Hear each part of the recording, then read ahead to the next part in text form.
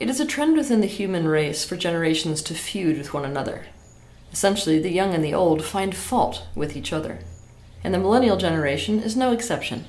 Previous generations quite honestly despise the millennial generation, and even millennials despise other millennials. But every generation has its positives and its negatives. For this and many other reasons, I want to explain the millennial generation to you today. And I must warn you in advance, to have a discussion about a group consciousness, I must generalize.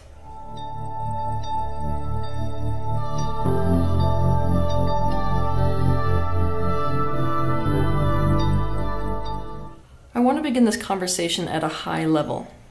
The millennial generation is a game-changer generation. They have come in to collapse one way of doing things and to rebuild a new way of doing things completely. They have also come to restore humanity to free will. This is part of why they have come to adulthood in the age of information, when there are so many choices. What they've come to do is to make it so that humanity does not follow the path of determinism. The path of determinism takes two roads. This is what it looks like. Either one generation does things this way, and the next generation does it the exact same way. That's deterministic. Another path of determinism is that one generation does it this way, and the other generation does it the exact opposite way. That's just rebellion, and in fact rebellion is also determinism. I say that both are determinism because both are in fact a reaction. Now this is what has happened within the human race since the dawn of time, is this reactive pendulum swinging from one extreme to the other. And the swinging of extremes from one to the other both contain dysfunction. For example, the silent generation felt it was unwise to speak out, and the baby boomers spoke out violently against things, expecting that doing so would improve things. The millennial generation was designed to get humanity out of this pendulum swing. So what we should think of them as is the cards are up in the air generation. They are the generation that is meant to see the shadows and change them. They are the generation that gets that the way things have been done will not work anymore. However, they ended up opting out of the game because of trauma and therefore contain shadows of their own. These shadows that exist within a millennial consciousness have to be seen and properly integrated. If they're not, then what's going to happen is the millennial generation will go down as the wounded generation. They're not going to be the ones to actualize this new earth. That will be subsequent generations, and in fact, the millennial generation, if they don't integrate their shadows, is going to be deeply unfulfilled for the totality of their existence. All this being said, we cannot constructively look at these wounds that exist in the millennial generation without understanding and compassion. And it is understanding and compassion which are sorely lacking in the minds of most people who correctly identify the shadows that are inherent within the millennial generation. So, with compassion and with understanding, I ask you to step forth into the space where I'm about to show you the causation of the millennial wound. If you are a millennial watching this, I want you to also approach what you're about to hear with compassion and understanding for yourself, so that you can learn how to integrate these shadows into your being and step into the new earth you were meant to come here to herald. The millennials were born in the early 1980s to the mid-1990s. To understand them, you need to understand what happened in the world from 1980 to now. You must understand childhood for the child growing up in the 1980s and 1990s. There is no possible way without writing multiple books that I could cover the myriad of failed parenting methods that existed in the 1980s and 1990s. But what I want to do is to hit some key points here so you can get a brief overview of some of the causation of the wounding. Children before the 1980s were exposed to all kinds of detrimental parenting methods and failed parenting strategies also. But most parents were unconscious about this and simply put expectations on their children, assuming that the kids would magically meet those expectations and they would all pan out okay. But it's important to know that because of what was and also what wasn't happening within society at large, there was still a chance that even with failed or poor parenting methods, that a person could still carve out an adult life for themselves that was okay. In the 1980s, views about parenting methods actually changed. Members of the boomer generation started to recognize some of the detrimental effects of those failed parenting strategies that their parents had, and so what they did is they started looking for alternatives. It was the era of the parenting book. Some of the most detrimental parenting theories, such as parent power and sleep training, were born and employed at this time, and the detrimental parenting theories made into books only increased in the 1990s. The single-family home became the norm, and divorce skyrocketed. Because of this, children lost access to many of the emotional and self-esteem resources that previous generations had access to when it comes to meeting their needs. What I mean by this is that if you look at the boomer generation, they were running around in a neighborhood of kids, so those children all count as resources for emotional needs and for mental needs and even physical needs to be met. Before the single-family household, people were living with extended relatives. Each one of those relatives is another resource that a child has for meeting their emotional and mental and physical needs. So what happened in the 1980s and 1990s with this graduation away from that structure of society is that these children began to lose resources after losing resources after losing resources. Boomers raised their children with a blend of unconsciously exactly what their parents did and also nothing like their parents did. Unfortunately for them, instead of this lead into conscious parenting, this created a damaged generation with a lot of unmet needs. Essentially, parenting in the 1980s and 1990s was a very strange blend of careless and controlling. For example, in general, parents in the 1980s did not know what to feed their kids, and therefore fed them all kinds of things that destroy a child's health. Kids were left unsupervised for large chunks of time because there was lack of awareness about many of the dangers that parents are now all too aware of. This unsupervised play came with both benefits and dangers. At the same time, parents tended to be much more controlling in certain ways, hoping to be able to dictate the outcome of their child's adult life. Parents were rigid about their children's commitment to doing well at school, getting good grades, getting a good job, doing certain things with money, behaving in ways they thought would lead to social success, etc. Millennials were also raised with the carrot and stick, punishment and reward approach. The most important thing to understand about parenting in the 1980s and 1990s is that parents essentially indoctrinated their children with the idea that if their kids followed what they said to do, that there would be a carrot waiting at the end of that rainbow. Also, that if they didn't, meaning you don't go to school and get good grades and go to this college and do these things the way that I'm saying to do them, that it would mean consequences or pain. Now, what happened with the millennial generation, these children, is that they jumped on that train. Okay, sure. And they committed their energy to doing exactly what mom and dad said.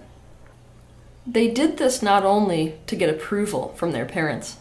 They did this because they genuinely believed that doing what their parents said would yield positive results for their future.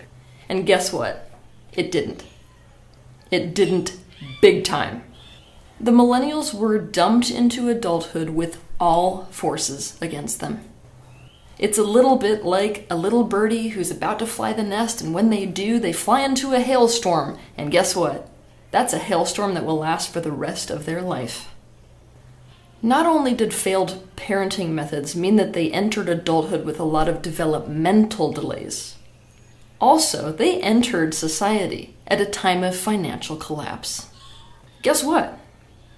That financial collapse that they entered the workforce with is one of the worst in human history. And it's one we're still suffering from today. And it's one that just got compounded. They were told that getting good grades, going to a good college, getting this type of a partner, doing these things with their money would yield positive results, and guess what? It didn't. In fact, it led them to the very thing that they had been taught to try to avoid. Tuition cost so much that they had to take out massive student loans. They were told that having a job would soon take care of that, but even with a degree, they couldn't get jobs because there was a backup of the natural cycle of job progression to retirement. No one could retire. Overqualified people had to take jobs that they would not have considered before. The millennials were now competing in the workplace against their parents' generation and even grandparents' generation.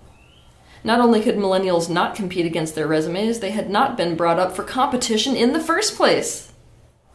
In the 1980s and 1990s, there was a massive push for equality. Why? Because that was a value that belonged to the boomer generation, many of whom participated in the Vietnam War efforts, in the hippie movement. Now, obviously, for a generation that loves equality, competition is going to be devalued. Parents and teachers encouraged equality. They did things like give out participation awards and discourage competition. So now, millennials found themselves in a highly competitive environment that they were unprepared for, had debt that they could not pay back, no use for their degrees, and had to go back into entry-level jobs that they had held before and during college. These were jobs where many had to hold 2 jobs just to pay the bills. They came to terms with the fact that they would most likely never be able to own a home or be able to afford to have kids. Many moved back in with their parents not because they wanted to, but because they felt it was either that or be on the street or be stuck on a hamster wheel working their asses off to afford the rent on a crappy apartment. Suddenly, the payoff or reward that they were promised would come as a result of all their hard work and investment looked like what it was: a pipe dream. A pipe dream they are still expected to go for and criticized for not achieving.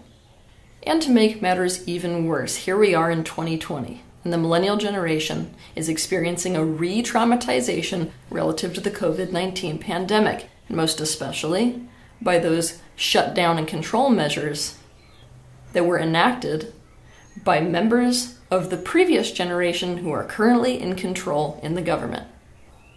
Right now, many of the millennials who defied the odds, these are millennials that broke out of the pattern and started their own businesses, are now finding themselves in the exact same position that their fellow millennials have been in who have been stuck in crappy entry-level jobs forever. In other words, the people who are stuck in entry-level jobs in the millennial generation and who are on the hamster wheel never were able to achieve the things that they wanted. And here's the rest of the millennial generation, those that did actually achieve what they wanted. And all of a sudden it's taken away. And guess what? Those millennials that were stuck on the hamster wheel, this COVID-19 situation just made everything in their life even worse than it already was. The overwhelming meaning that they are all taking out of it is this: I've been duped. What I was told is bullshit. It doesn't matter how hard I work or how many things I try to do right, I'm not in control of any of it. They, meaning the generations above me or others, can just make a decision that makes me totally powerless to never being able to achieve something or powerless to it being taken away just like that. Many of the shadows that belong to the millennial generation fall into this category of having been duped. Now, the generations before the millennials, they genuinely had a more rosy outlook towards the future. They genuinely believed that things would improve. As a result, the millennial generation was sold an illusion. And because of this, they distrust authority now. They were indoctrinated with ideas about how to make society work that was fundamentally flawed to begin with. Essentially a game that was rigged against them by the very generation who they were supposed to be led into success by. This is where the millennial anger comes into play. Because there's a lot of people who comment about the fact that millennials just seem so angry at the previous generation. Like, what's your deal? Like, get over it. Like, we got over it. We're okay with our parents. Now, where previous generations could see some of the flaws and faults in their parents, they still had an attitude of, my parents did good enough that I'm now able to succeed in my life. That's what's changed with the millennial generation. The millennial generation feels completely set up for failure by the previous generation. There's a huge difference between recognizing that your parents did certain things wrong or the generation before you did certain things wrong and feeling like your parents or the generation before you literally set you up to fail. Millennials feel like they were set up for failure. They were set up for pain. Hatred arises from hurt. There's so much hurt in the millennial generation relative to the previous generation that there's actual hatred. And this COVID-19 pandemic actually revealed it, because do you want to know what happened when this hit? When this COVID-19 pandemic hit, there were many members in the millennial generation that were actually hoping that a virus would eradicate members of the generation previous to them so that they could stop being prevented from what they want, so they could stop being messed around with by a flawed game. Obviously, distrust is a natural reaction to being duped and or set up for failure. So the millennial generation is now an incredibly distrustful generation. They're a generation who's obsessed with authenticity and what's real and the truth. Millennials experienced investment of their energy in things as having no payoff whatsoever. For example, as little kids, they invested all of their energy into the family only to have divorce ruin the family. They watched their parents invest time in marriage and watched the marriage fail anyway. They put their energy into being the way that they were taught would guarantee them social success and saw that it only made them better slaves. They put their energy into school only to end up deeply in student debt and unable to get a job with their degree after graduation. They started small businesses only to lose them in this most recent pandemic. This is what burnout is all about. It's not about putting too much energy towards one thing. It's about putting so much energy towards something and having nothing pan out. That's why the millennial generation is the burnout generation. If you believe that investing your energy and effort into something is going to have no payoff, how invested are you going to be? Not very. The laziness that many people attribute to the millennial generation isn't laziness. It's lack of investment and engagement. By the way, focus is investment. When you focus on something, you're invested in it. This is the reason why millennials have such a short attention span. This is an obvious issue when it takes investment and commitment to actually create anything. Millennials have a very hard time recognizing or believing that anything positive will come out of their effort, time, and investment. Because of this, they don't have a lot of patience, because they don't believe in long-term payoff. I mean, would you, after what I just described? So its immediate results are nothing.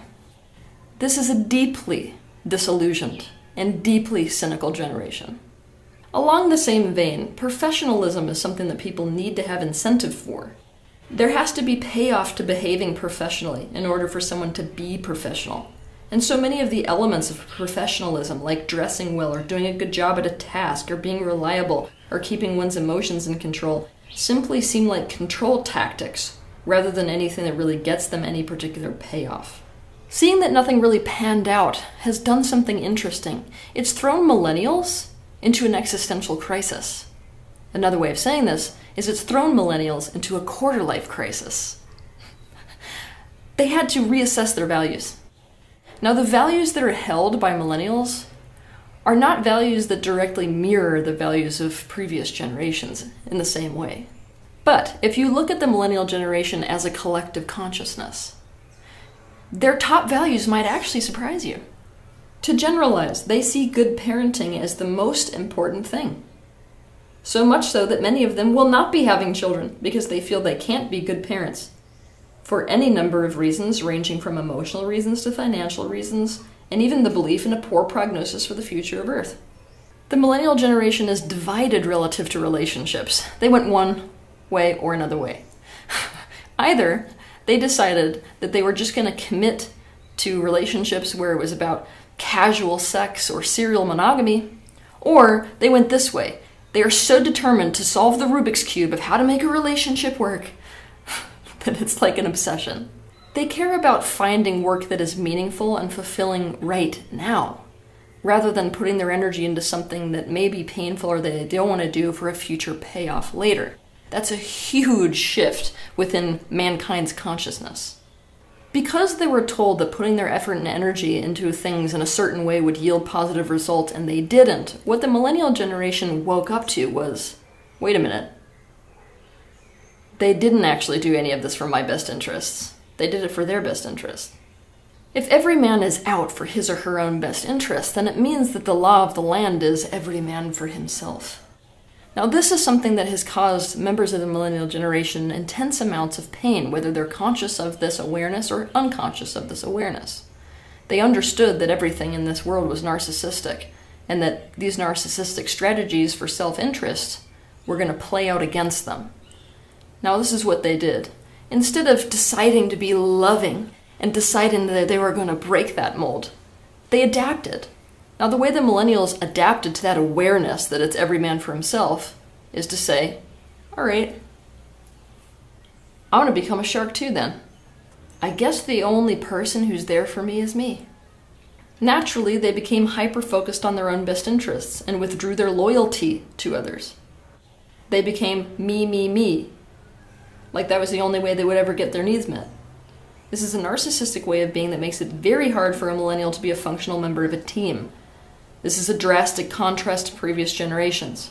Previous generations have held the perspective that to be a success and to feel good, they had to work hard at creating and preserving relationships no matter the cost.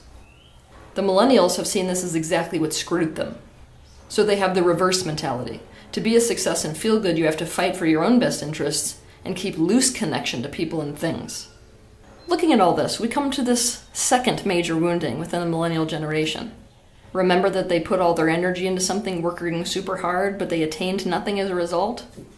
That sounds familiar. Somebody else works really hard for no return. Oh yeah, slaves! Millennials truly feel the following. They were duped into becoming a slave to the system. They see that they're on a hamster wheel, and that's a hamster wheel they're unlikely to ever be able to get off of, and that them being on that hamster wheel benefits someone else. They see workforce competition and incentives programs as a ploy on behalf of authority figures to simply make them better slaves. Most of the shadows that have been ascribed to millennials, like entitlement, the demand to be seen as important and to be recognized, the complete rejection of hierarchy, and their lack of loyalty and investment within companies, are the result of this slavery perception that they hold. The life experience of the average millennial has been imbued with powerlessness, a belief in their own incapacity, and therefore low self-esteem. Now, when somebody feels powerless, incapable, and has a low self-esteem, then they believe that the things they want aren't really in their hands, meaning they're not the ones who can actualize it. It's somebody else who can actualize it. So what the average millennial does is to take what's their responsibility, my own ability to make what I want to happen, and they put it in somebody else's hands because they believe that it's there in the first place. They do this with anyone who they feel has more power in a given situation. This is what other people are calling entitled, right? You've heard that. Millennials are the entitled generation. Well, we gotta understand entitlement, right? Entitlement happens when you don't believe you can create something for you. So someone else has to. Yeah, you're the one who can create this pay raise for me. You're the one that can create the life I want. I can't do it. So if you aren't doing it, then you're screwing me. I'm not saying that their perception is accurate, but you have to understand the millennial perception in order to understand them in a workplace. To understand the millennial in a workplace, you have to imagine that you're a slave, and you're expected to be a slave for the rest of your life, and that your boss is a slave owner. If that was the lens through which you are seeing the experience, here's some questions I would ask you. What would you be sensitive to? How would you act? Either you will enter a company and fight for your own best interests and expect your needs to be the responsibility of your boss and always be on the lookout for how you're being used and exploited, and remain unattached and uninvested because there's nothing actually in it for you long term. Or you will exit the system entirely and become your own boss. Millennials play a mean zero-sum game. The reason that they do this, and by the way, for those of you that don't know what zero-sum game is, it's I win and you lose. They play a mean zero-sum game because they believe the companies or the bosses or others to be playing one with them already. For example, they walk into a company already expecting that the company is playing the zero-sum game against them. The zero-sum game being, I want to make you a slave. Remember that a slave is someone who works for almost no and therefore an unfair return. One thing I have to get you to get is that there is no work-life balance for millennials. I mean none. What millennials desire is a real reworking of what is a fair exchange for their time and energy, so that they can actually, and a reworking of economy as well, so that they can actually attain those things that they want. That house, that feeling state, those things, that existence, without having to endlessly run themselves to death on a hamster wheel that's never going anywhere. Because of all this wounding that I've just explained, millennials are absolutely obsessed with freedom. Obsession with freedom might actually be an understatement. They refuse hierarchy, and they perceive commitment to be fruitless. Because of all of this, they also tend to hate rules, because rules are restrictive. And rules exist, remember, not for their benefit, or for the benefit of other people against them, right? So this can make it very, very hard to work with them on teams. Because this is the way things are done, or because I said so, is not going to cut it for the millennial generation. It's not going to happen, especially in the information age. In defiance, many millennials operate from a mentality of the rules don't apply to me. Now this has an upside and a downside. This means that millennials can be rule breakers. How does this go positive? They're incredible innovators. A person who's like, the rules don't apply to me, can be the thing that changes everything. They're the ones that change the game.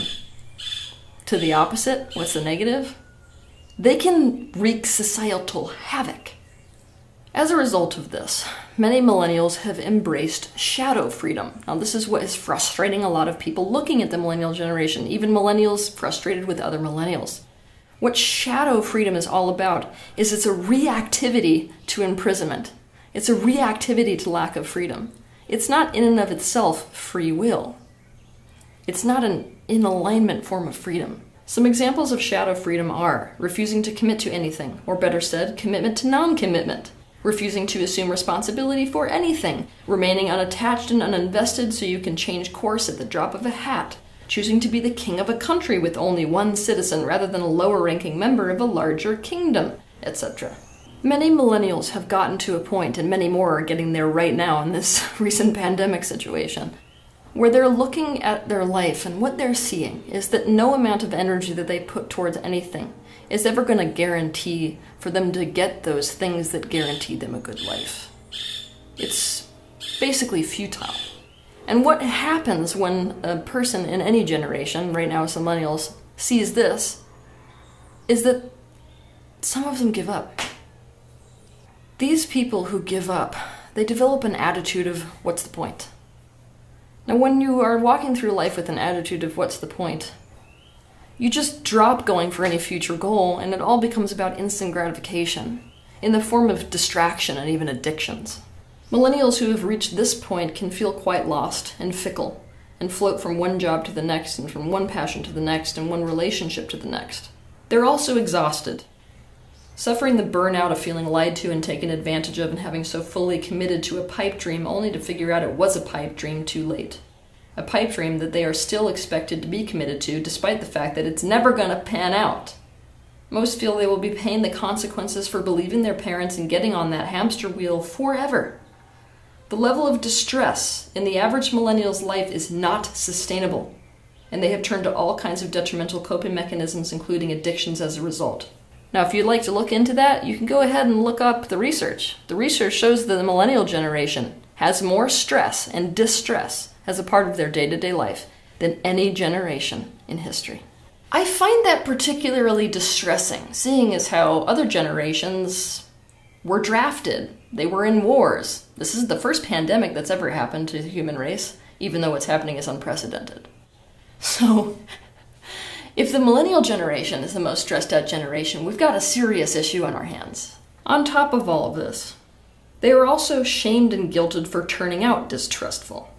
Turning out entitled, which by the way they see as simply fighting to not be taken advantage of. Impatient, self-concerned, which they see as just common sense in a world where everyone is in it for themselves. Uninvested, demanding equality and truth, etc. Bottom line is, the millennials are struggling. And the baby boomer generation has not passed the baton in any way. And this is also what's frustrating the millennial generation. They're being told that they have to be adults, but they're also being treated like they aren't adults. When the baton is not passed, they have no actual control over the society that they live in. The previous generation has all the control still, but tells the millennial generation, grow up. Millennials perceive themselves to be on a hamster wheel to becoming a slave. Now, millennials have one of three reactions to this. Either 1, they try to win at that game of the hamster wheel. 2, they get off the hamster wheel entirely. Or 3, they stand up to the slave master. And many of the millennials who have succeeded have done so by going rogue. And this is the aspiration that many other millennials have, is to go rogue. In other words, if you can't fix the system and you can't win at the system, pull your energy out of it and destroy the damn thing. And on top of this, millennials essentially invented social media. Now, there are many positives to social media. Social media and the various positives and negatives involved could be a whole topic in and of itself. So without getting deeper, I just simply have to say that social media has a way of reinforcing millennial shadows, such as the tendency to not form deep, meaningful relationships and coping through social media addiction. And it means that not only are millennials suffering from everything I have just described, they also fall prey to the delusion that they're the only ones that can't make it work, that are suffering from everything I have just described in this episode. People's social media accounts aren't full of pictures of them getting fired, aren't full of pictures of them not being able to pay off student debt. What are they full of? They're full of images that make it look like everyone else is succeeding. In other words, social media has compounded the millennial wound by everyone giving the impression that everything is awesome except for you. This means millennials are struggling from loneliness in a big way, and also the shame of feeling like they alone aren't making anything work. Millennials are struggling as a result of staying in a system they were meant to replace. They have 1 foot in and 1 foot out. Millennials must understand the wounds they carry and seek to heal them, so their life is not simply a reaction, and so they can step into their universal purpose. Anyone who works with millennials must understand these wounds and help them to develop the skills they have disowned because of those wounds. Essentially, all of society has to understand these wounds and understand that these wounds have to be worked with, not just try to expect millennials to act different. Until millennials heal these wounds instead of being controlled by them, they will struggle to create this new society. And it is this new society that the world so desperately needs. So hopefully, for those of you that asked the question, what's wrong with millennials? I just gave you an answer. And if you're interested in understanding how to heal these wounds, I'll be doing an episode next week, How to Heal the Millennial Generation. Have a good week. If you liked this video, be sure to share it, like it, and also subscribe to my channel so you can see more content like this. But I want to personally thank you for taking the initiative and having the bravery to step into the space of awareness, not only for yourself, but for the benefit of those around you.